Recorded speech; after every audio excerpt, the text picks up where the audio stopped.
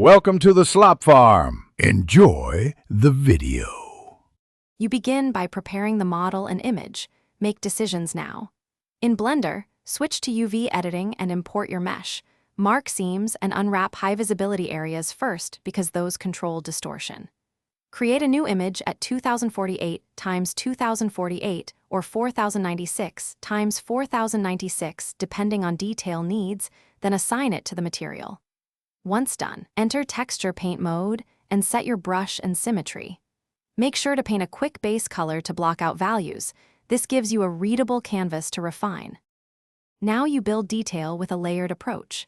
Create base, dirt, edgeware, and highlight layers in your image editor or within Blender using node stacks. This keeps edits non-destructive. Use stencil or projection to transfer texture from references. The clone tool helps blend across UV islands. Adjust brush strength to about 0.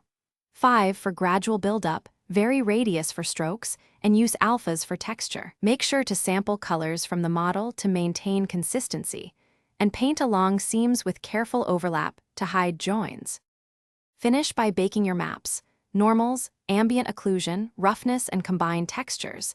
Then save every image externally. Plug them into the shader editor and inspect in rendered view under realistic lighting. If you see seams or stretching, paint directly on the image across adjoining UV islands and rebake only affected maps. This preserves work. When artifacts persist, increase image resolution or reproject from a duplicate high poly. Alternatively, enable margin padding on bake to eliminate edge bleeding. One good fix: rebake with a 16-pixel margin.